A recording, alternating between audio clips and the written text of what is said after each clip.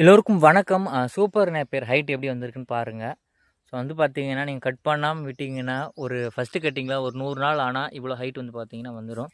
கிட்டத்தட்ட இந்த first cutting வந்து ஒரு 100 நாள்லேயே வந்து பார்த்தீங்கன்னா 13 to 14 அடி ஹைட் இருக்குது. எவ்வளோ ஹைட் இருக்குது பாருங்கள் சூப்பர் நேப்பியர். ஸோ சூப்பர் நேப்பியரே இவ்வளோ ஹைட் வந்துடும், தாராளமாக வரும். ஸோ இப்போ வந்து பார்த்தீங்கன்னா விதைக்கரணை கட் பண்ண ஸ்டார்ட் பண்ணியாச்சு. ஸோ வந்து கீழே இந்த சருவு காஞ்சிருக்கு இல்லையா, இது காஞ்சிருக்குனாலே நம்ம வந்து கரணை வந்து கட் பண்ண ஆரம்பிக்கலாம் அப்படின்னு அர்த்தம். ஸோ எப்படி இருக்குது பாருங்கள் கரணெல்லாம். ஸோ வந்து பார்த்தீங்கன்னா நல்லா பெருசாகிடுச்சிங்க. அதே போல் சூப்பர் நேப்பியர் பனிக்காலத்தில் மழை காலத்தில் வளர்கிற ஸ்பீடை விட வெயில் காலத்தில் ரொம்ப ஸ்பீடாக வந்து பார்த்திங்கன்னா வளர்ந்துடும். ஸோ வெயில் காலத்தை பொறுத்து நம்ம அதிகமாக கட்டிங் பண்ணலாம். பனி காலத்தில் நம்ம 2 தடவை கட்டிங் பண்ணலாம்னா, வெயில் காலத்தில் நம்ம அந்த டைமில் 3 தடவை வந்து பார்த்திங்கன்னா கட்டிங் பண்ணிடலாம். நிறைய பேர் டவுட் என்ன கேட்குறீங்கன்னா, சூப்பர் நேப்பியர் வச்சதுலேருந்து எப்போ கட் பண்ணலாம்? ஃபஸ்ட் கட்டிங் ஒரு 50-55 நாளில் கட் பண்ணிக்கலாம். நம்ம ஒரு 5 அடியிலே கட் பண்ணிக்கலாம்.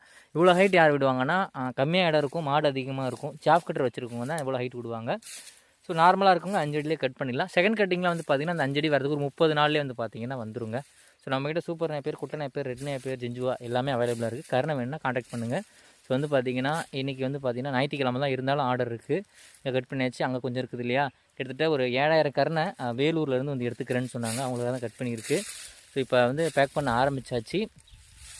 ஸோ வந்து பார்த்திங்கன்னா இங்கே எப்படி இருக்கு பாருங்கள், இந்த மண்ணுக்கு இந்த மாதிரி மண் இருந்துச்சுன்னா நம்ம பெருசாக பார் போட தேவையில்லை. தண்ணி தேங்கி நிற்கும் அப்படின்னு இருந்துச்சுன்னா கண்டிப்பாக நீங்கள் பார் போட்டு வைங்க. இங்கே வந்து தண்ணி தேங்கி நிற்காது, அதனால் நார்மலாக புழுதி ஓட்டிட்டு அப்படியே வச்சாங்க. ஸோ வச்சுட்டு அதுக்கப்புறம் களை வெட்டுறப்ப லைட்டாக மண் நினச்சி விட்டுட்டாங்க, அது பார் மாதிரி கன்வெர்ட் ஆகிடுச்சு. ஸோ அவ்வளோதான். வீடியோ பிடிச்சிருக்குன்னு நினைக்கிறேன். ஏதாவது உங்களுக்கு சூப்பர் நேப்பியர் ப்ரைஸ் தெரிஞ்சுக்கனாலும் டவுட் இருந்தாலோ கரணை தேவைப்பட்டுச்சுன்னா காண்டாக்ட் பண்ணுங்கள். தமிழ்நாடு முழுக்க, ஆந்திரா, கேரளா, கர்நாடகா, தெலுங்கானா எல்லா இடத்துக்கும் டெலிவரி இருக்குது. நன்றி, வணக்கம்.